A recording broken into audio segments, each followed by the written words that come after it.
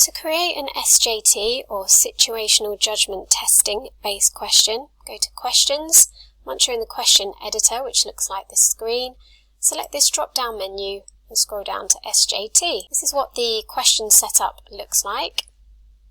And these kind of questions can be used to assess a candidate and how they respond to perhaps a likely scenario that they may encounter in their day-to-day role. To create your question, select the content box here and start to type.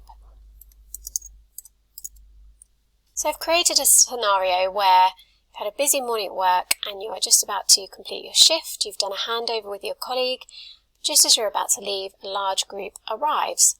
What do you do next? So now I need to create my options. The grid just below here allows you to first of all create your options, which will be in the first column. So I'm going to provide the respondent with 4 options, and then I'm going to go across to 4 scoring columns from most likely to least likely. So you can see once I've made that selection, this is what that grid becomes. So I'm going to start typing in my answers.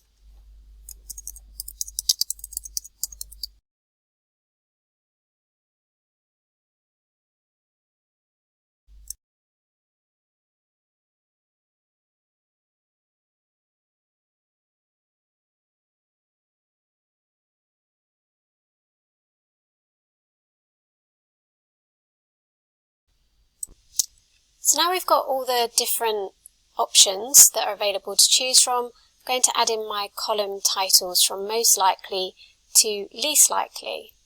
You can just select this edit button just here to add in your column titles. So now we need to choose our most preferred response right through to our least preferred response.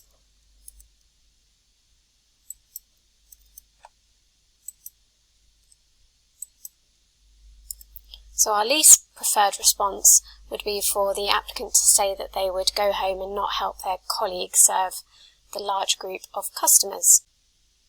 Now that you've created the potential options for the candidate to choose from, you could choose to add in some guidelines to help them complete the question. You can choose to make it a required question, which means the candidate won't be able to move on to any next steps until this question is completed. And you could also make the answer visible only to privileged managers, which means that only certain users will be able to see the candidate responses depending on how their user type has been set up. Once you're happy with your question type, you can select Save. And you can see that the question has now become available in the question bank below.